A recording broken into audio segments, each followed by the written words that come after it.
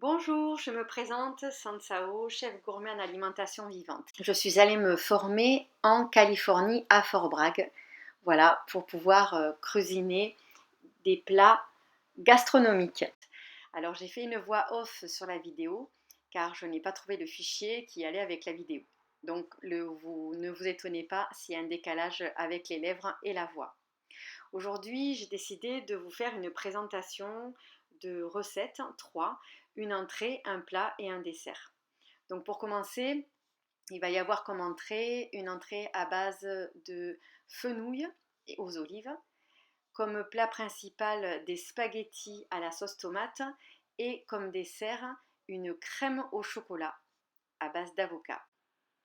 Pour l'entrée, vous allez avoir besoin d'une mandoline avec le gant. Alors le gant, il est teinté de tous les légumes que je découpe, malgré le fait qu'il soit lavé, il reste teinté. Donc cette mandoline, c'est une mandoline japonaise. Et si vous n'en avez pas, vous pourrez prendre un couteau chef pour couper très fin le fenouil.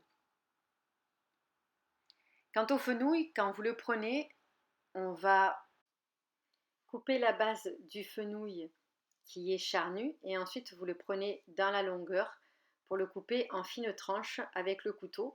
Et avant, bien évidemment, vous aurez enlevé toute la première couche du fenouil qui est beaucoup plus charnue et donc plus épaisse. Vous pouvez prendre aussi la mandoline en réglant avec la molette la dimension que vous voulez. Voilà, donc c'est à vous de voir. Je vais vous raconter un petit peu la petite histoire du fenouil, qui est un antioxydant comme tous les légumes. Il protège des dommages qui sont causés par les radicaux libres et qui peuvent être responsables de maladies. Donc il est riche en eau, il est faible en lipides et comme tous les légumes, il est riche en fibres et il va permettre d'améliorer le travail intestinal. Il a des propriétés, comme je vous le disais, digestives. Il possède des composés bioactifs qui ont des effets anti-inflammatoires et antibactérien. Il empêche la multiplication des cellules cancéreuses.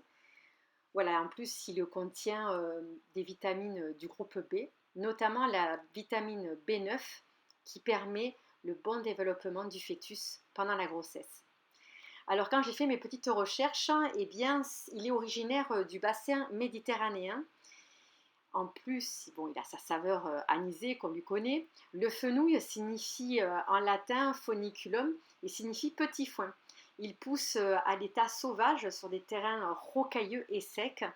Et donc pour moi qui vais aussi chercher un peu la psychologie que l'on peut trouver, cette force qu'il a de pouvoir vivre, survivre alors qu'il n'aura pas beaucoup d'eau, pourtant il en est beaucoup fourni, dans un environnement qui est hostile, ça veut dire que quand on le mange, il va nous donner sa force, sa puissance pour affronter la vie.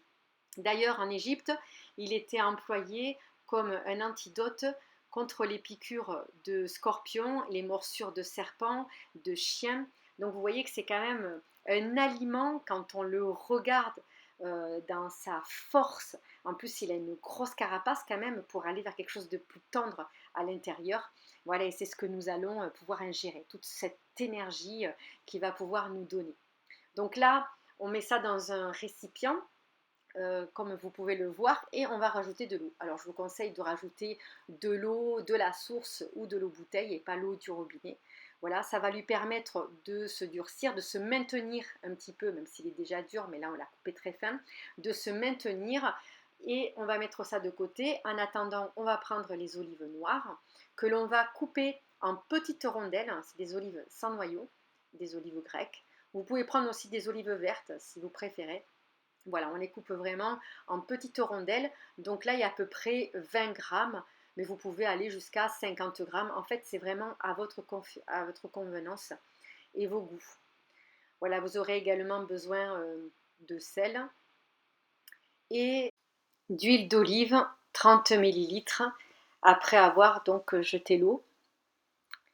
Voilà, donc vous mettez l'huile d'olive et ce qui restera au fond, en fait, vous pourrez toujours vous en servir comme vinaigrette.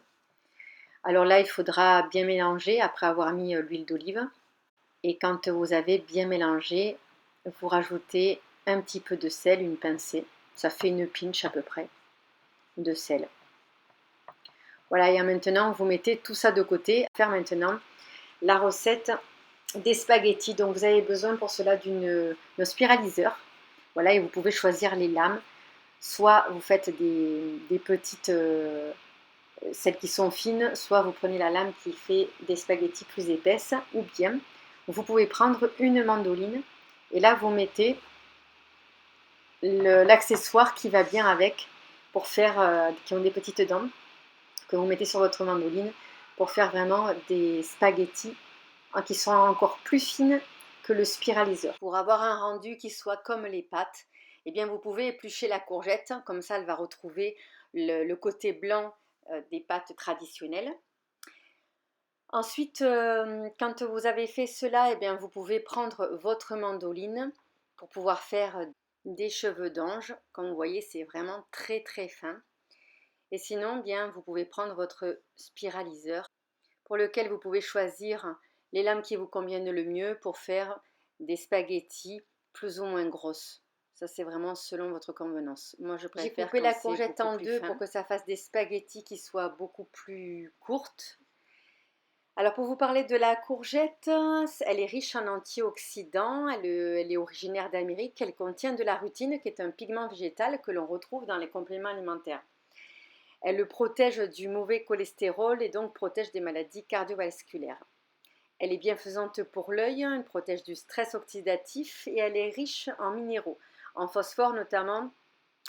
C'est un minéral qui maintient la santé des os et des dents et qui pratique aussi la régénération des tissus. Le magnésium, quant à lui, contribue au développement osseux et à la contraction des muscles et booste le système immunitaire. Et le potassium, lui, équilibre le pH du sang et favorise la digestion.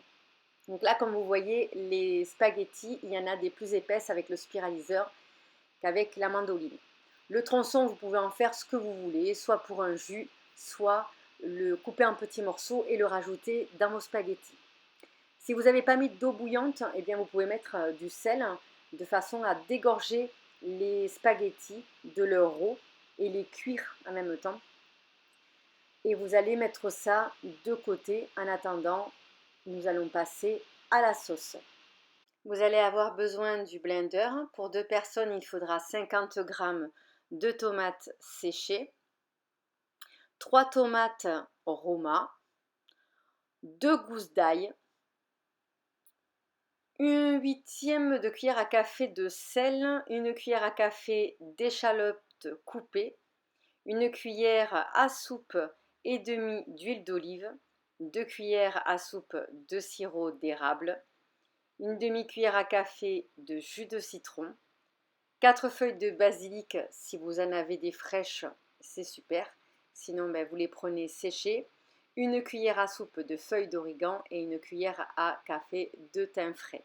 Voilà. Donc là, c'est à votre convenance si vous avez que des herbes séchées. La tomate a ses origines en Amérique du Sud. Elle est composée de solanine qui a un effet protecteur contre certaines maladies qui sont causées par des champignons ou des insectes. Elle est riche en vitamine C, en bêta-carotène qui est aussi intéressant pour la peau et la vue. Elle est riche en antioxydants et efficace contre la lutte du cancer de la prostate. Vous blendez vos tomates séchées de façon à ce que ça soit très petit, presque poussiéreux. Et vous voyez là, les spaghettis ont bien dégorgé avec le sel. On continue à le mettre de côté pendant que nous terminons la sauce. Donc après avoir blendé des tomates séchées, eh bien nous allons pouvoir rajouter les tomates. Et ça va justement absorber et faire moins de jus. S'il y avait les tomates toutes seules, il y aurait une couleur qui serait beaucoup plus claire. Donc ça va favoriser la pigmentation de notre sauce et aussi la faire un peu plus épaisse. Si vous avez de l'acidité gastrique, limitez votre consommation de tomates. Donc vous rajoutez l'ail, le jus de citron, une pincée de sel, l'huile d'olive, le sirop d'agave et ensuite vous mettez tout ça à blender. Vous mettrez les condiments après. Lorsque vous avez blendé, ça fait une sauce épaisse comme vous pouvez le constater. donc grâce justement aux tomates séchées. Et elle a une super belle couleur. Donc là, vous rajoutez les condiments. Vous rajoutez les condiments, le basilic, les feuilles d'origan, le thym frais et vous allez juste pulser de façon à ce que ça ne broie pas totalement. Donc vraiment des petits à-coups.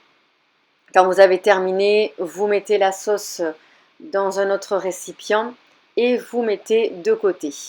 Vous allez enlever l'eau des spaghettis qui ont dû être dégorgés et puis vous mélangez la sauce en fonction de la quantité que vous désirez. Donc ça, vous allez le voir au fur et à mesure que vous allez mettre la sauce. Ensuite, vous prenez un cercle pour faire une jolie assiette. Je découpe de la petite salade pour faire très joli, voilà, tout autour du cercle. Et ensuite, vous allez mettre les spaghettis dans le cercle de façon à faire une jolie présentation d'assiette. Pour cela, je prends à nouveau une courgette pour laquelle je fais des lanières, comme vous voyez, pour mettre dans le cercle, pour que ça puisse les maintenir et faire très joli. Ensuite, je mets les spaghettis à l'intérieur et délicatement, j'enlève le cercle, je rajoute une petite note de persil et voilà, cela fait une jolie présentation de spaghettis à la sauce tomate accompagnée d'une petite salade. Voilà, ça ce sont les photos des stagiaires qui étaient en ligne avec moi. Crème au chocolat. Donc, il va y avoir l'avocat. Pour une personne, c'est un avocat. Puis 2 cuillères à soupe de chocolat cru. De l'eau, ou ça peut être du lait végétal, celui que vous avez envie. Donc 30 ml. Une pincée de sel. Voilà. Et 10 gouttes d'extrait de vanille. Et ensuite, vous blendez le tout. Le chocolat d'habitude est torréfié et ici, dans le chocolat cru, il est fermenté et il est séché, ce qui va permettre de pouvoir d'avoir toutes ses vertus. Il va conserver vraiment ses nutriments. Donc c'est une source naturelle de minéraux, d'oligo-éléments. Il a vraiment un impact sur notre mental, sur la gestion du stress et de l'humeur. Il est riche en potassium, ce qui va permettre un bon fonctionnement des muscles. Il va réguler notre système cardiaque également. Il est riche en antioxydants et il va libérer donc une hormone d'endorphine, ce qui va favoriser notre bien-être et notre mieux dormir. Vous rajoutez également 3 cuillères à soupe de sirop d'agave. Quant à l'avocat, je vous en parlerai plus longuement dans une autre recette. En tous les cas, il est riche en oméga 9.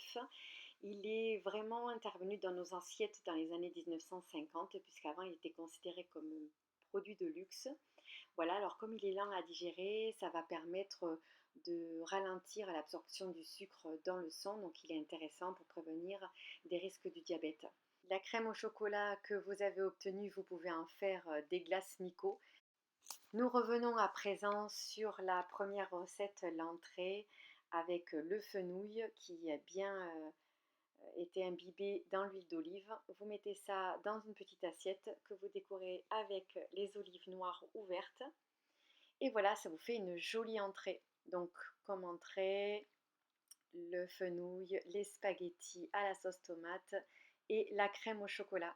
Je vous souhaite une bon appétit, j'espère que cette vidéo vous a plu. N'hésitez pas à liker, à vous abonner, ce fut un plaisir. La prochaine fois, je vous préparerai une autre recette et je vous dis à très bientôt.